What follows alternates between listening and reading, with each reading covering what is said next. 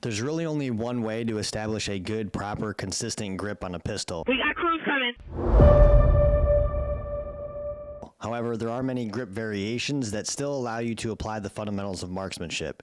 Either way, like all tactics or marksmanship skills, you should have a process for how you execute that skill.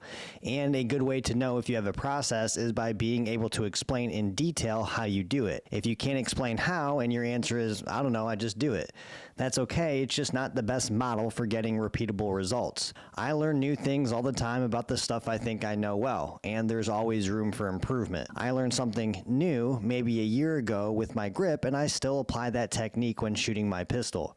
Establishing a consistent grip that is familiar to you is something that takes a considerable amount of time and effort, and it has to be done, or at least really tested, on the range. The range is the only place where you can test your ability to control and manage recoil because you're actually firing your gun, which seems obvious. In the constant journey to become better at anything, you should be trying to dial in the best way possible, especially in tactics and marksmanship, because better usually means safer and higher levels of accountability. That usually involves taking different classes and experiencing different instructors, or even going on YouTube. You may be having issues with marksmanship related to your grip that you just haven't quite figured out yet. I will explain some of the basic fundamentals that you should already be doing and give you a few tips that help me become a better marksman, and those might also help you. Whatever issues you do have, you have to play around with different ideas to see if any of the information you find will work for you. A proper grip will allow you to control your handgun, which is important regardless of the number of rounds you are firing. Because should you need to fire again after the first round, your ability to control the recoil of your handgun could be the difference in your availability to be ready to fire the next round, since we should probably be waiting for our sights to be back on target before firing again. If you feel like it's difficult to find your sights back on target quickly or to maintain control of your handgun when shooting multiple rounds, then the issue is likely with your grip. You might also find that adjusting your grip may assist you in developing your natural point of aim. I'll have a video regarding how to find your natural point of aim at the end of this video. When you miss the area of the target you are intending to hit, you're missing because your sights are not aligned properly to the target when the firing pin strikes the primer, which seems obvious. That doesn't necessarily mean that your grip is the reason you are missing, although it's not hard to see how this could lead to failure. I model a portion of my grip after Scott Jedlinski's teaching, which I'll get to here in a little bit.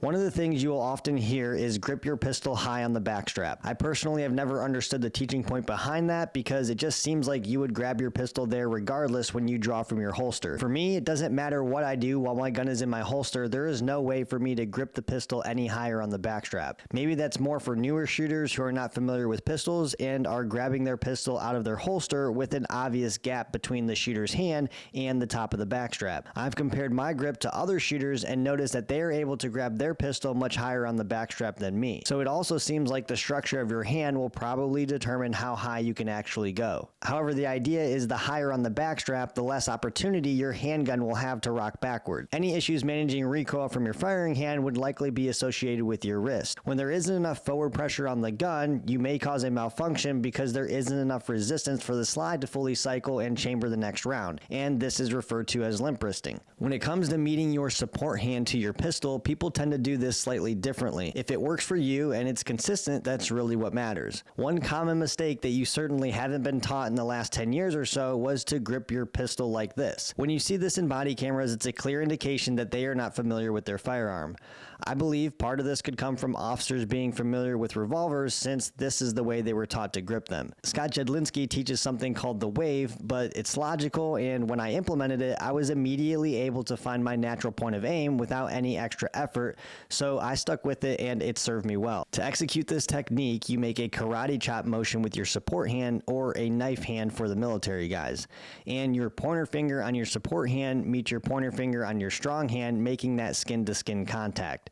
The good thing about this is that it's consistent and repeatable. A lot of times you see support hand grips that look something like this, and this is also what I used to do. The only issue, if you want to call it that, is that it can lead to an inconsistent grip, and inconsistency leads to unpredictable, and unpredictable tends to fall apart because it becomes difficult to repeat at higher speeds. I know really good shooters that shoot this way, so there's nothing wrong with it. I just found the wave method easier to maintain when increasing the speed. Now, when it comes to pressure input, you have have probably heard things like 60-40 or 50-50 or something like that. I don't know what that is. It's subjective and there's no way to measure that. Pressure is definitely firm, but it's more about how you are applying the pressure in my opinion. Once my support hand is in place, instead of focusing on how hard I'm gripping the gun or applying pressure in towards the gun from the side, I am focused on locking the gun in place by applying pressure forward with my firing hand and backwards pressure with my support hand. A lot of this pressure actually comes from my pointer finger on my support hand pressing up and backwards. Because your hands are working against each other, pushing in opposite directions, it tends to do a good job at keeping the gun in place. Personally, my thumbs have served me no purpose, and as Scott Jedlinski has said, they're just kind of hanging out.